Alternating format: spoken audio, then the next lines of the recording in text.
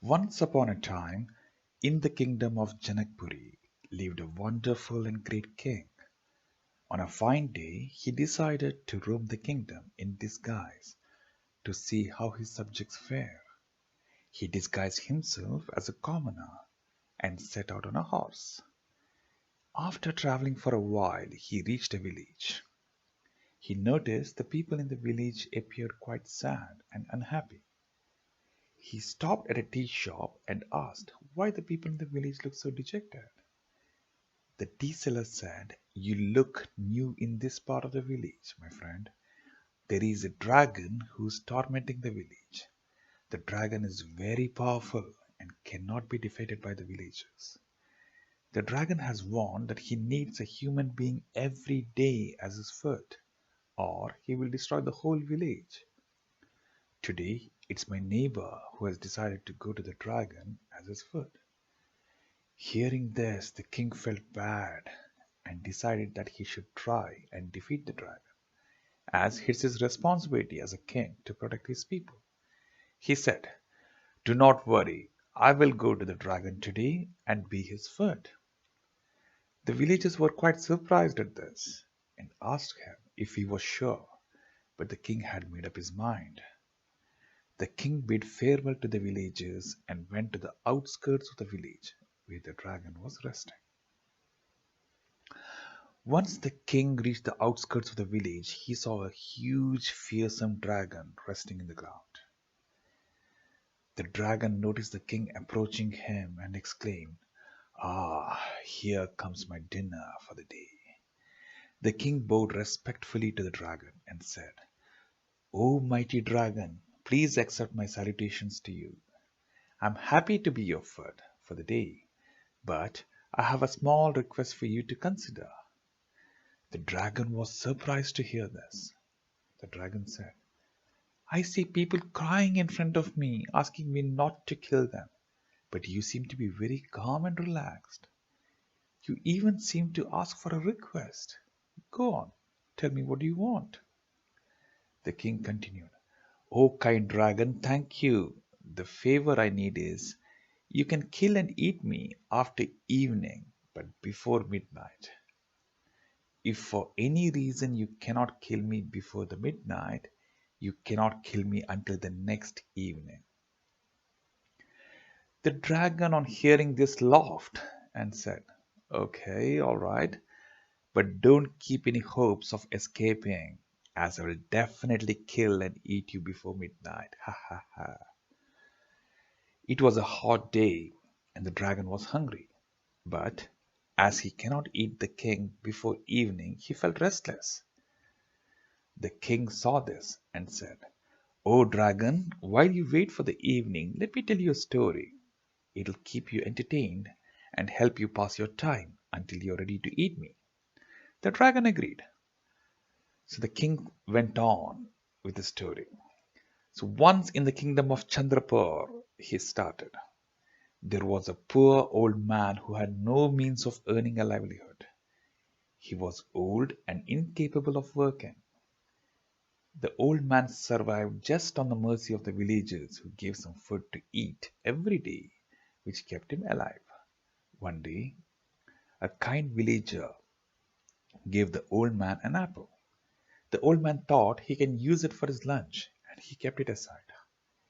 In a little while, a stranger knocked at the old man's door.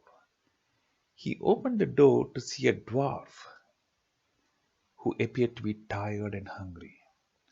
Before the old man could ask anything, the dwarf burst out, "Oh, kind sir, I'm a traveler, and the food I had carried with me has run out. I have traveled the last 10 hours without food and water. I knocked at a few houses here and there, but no one gave me good food or water. Would you be kind enough to give me something to eat?" The old man, without thinking, invited the dwarf inside and offered him a seat. He went inside and got him some water and the apple that he had set aside for his lunch. He watched the dwarf gulp down the food quickly. The dwarf ate the apple, drank the water, and thanked the old man. He left saying that God will surely reward him for his kindness. After a while, the old man was hungry, but he had nothing to eat. He went inside to drink some water and saw the same apple that he had offered to the dwarf. He could not believe his eyes, as the dwarf had eaten that apple right in front of him. As he was hungry, he didn't think much and just ate the apple. The day passed, and the next day when he got up, he found a basket of apples in the same place. He could not believe his eyes. He realized that the dwarf who visited him was not an ordinary person.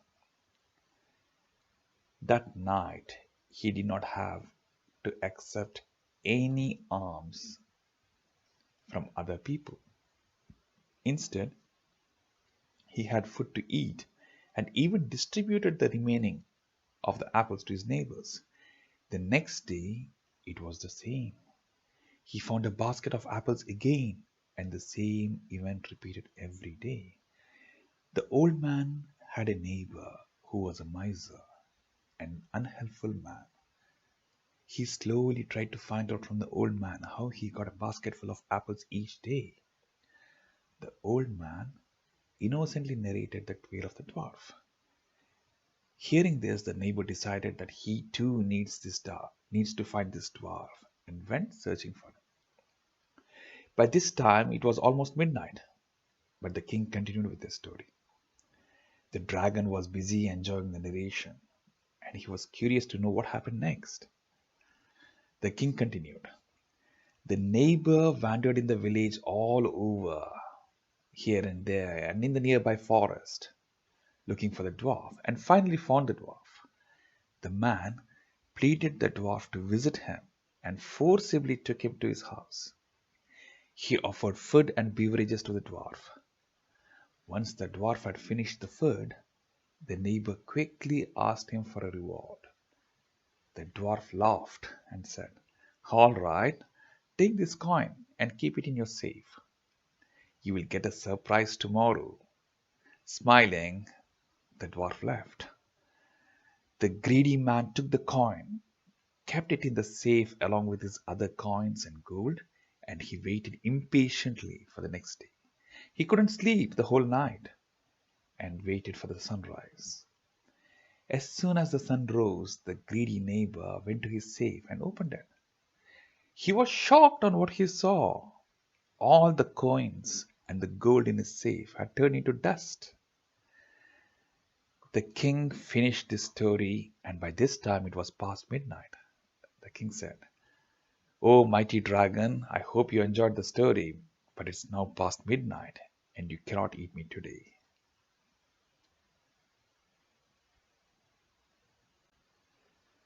The dragon realized that the king had outwitted him, and so he said to himself, "Ah, never mind.